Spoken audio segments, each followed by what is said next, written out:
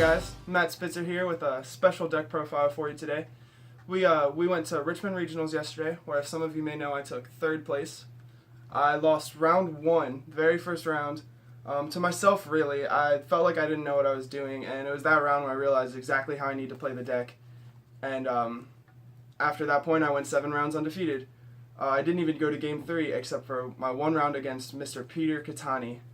And it was an uphill battle for him. He wasn't playing meta at the time. I'd love to play him again in a setting where he was and see how that would go.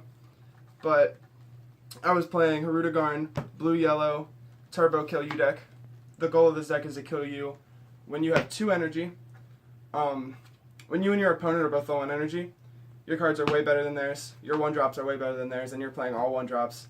So if they're playing SS3 or something that takes 3, even 4 energy to bring out, they're not going to have a chance to play cards if your deck plays right.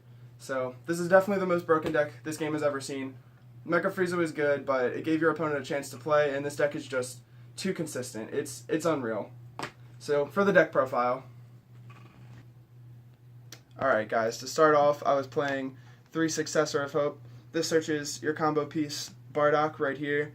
You have to have Bardock to start, but you're playing 7, so you should almost never not have it. And you only need 1 to cycle it over and over again. You'll need 2 if they play something to stop it, like Peel Off, Full Power Energy. These are little speed bumps, but all you need to get through it is 2. It's not that hard. Gohan, only 1. It's another successor target, which is good, so these aren't dead late game.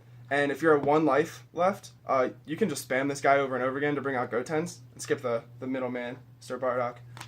Goten, the MVP. If you don't have this card, you might lose. Just try your best to have that card. Bardock, the finisher. Gene, the blocker. What these cards are good for, this one closes games, obviously, but then if you can't close a game, if you still have Nimbus and 2 of these, you can't die. Even if you left yourself at 1 health, you cannot die with Nimbus and 2 blockers if they don't have a way to destroy your blockers. Planet Vegeta is one of the worst cards in the deck, but it's good at the same time because it sets up what I was talking about, using these if you don't kill them, or searching Goten if you don't have it, because you need Goten. You can also search Unyielding with this to just essentially just replace itself, make up for the energy you used for it. Nimbus was the worst card in the deck all day. This card's really good, but only in the mirror match, because SS3 doesn't put out enough threats to where you need to negate. If you play against the mirror match and you go second, you're going to want this, but otherwise, you don't really need that card. Bad Ring wins games. Flying Nimbus shuts this deck down, so if you have this on your turn with 3 energy, you just stop them, and then go in for the kill. These are untaps, your combo pieces. You need them. Flute is busted in half. It'll be gone soon. Then for the Hirudegarn lineup, we got 3 and 2, because if the goal is to kill them on turn 2, you only need to resolve this twice. And it just generates so much card advantage over SS3.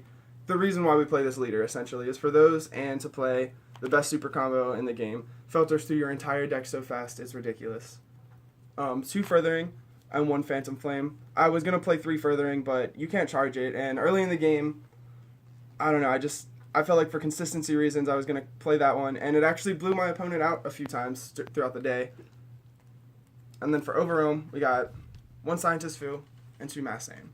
This card was the spicy tech. It blew my opponents out against blue-yellow. If they play Nimbus against you and you can't kill them, and you blow up 2 Gotens with this card, you're getting so much value. And then Fu is just the generic finisher for matchups where Mass Aim isn't good. So let's get to the side deck. Okay, so for the side deck, we maxed out on Flying Nimbus. I never put both of these in. I had to play the mirror match round 7, where I put in the 3rd one. I just feel like 4 of this card is too many. You don't want to see it when you don't want it.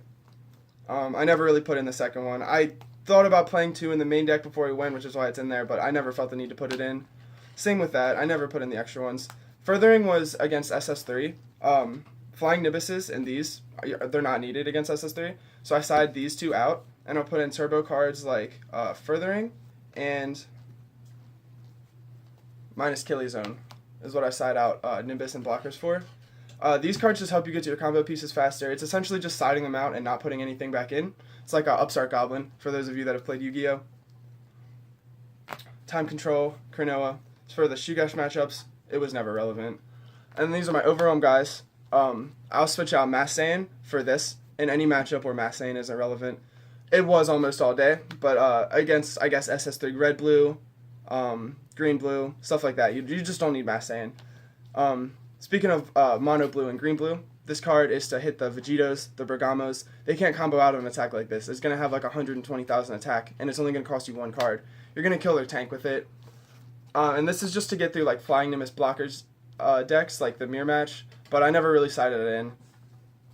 It just wasn't worth it to me.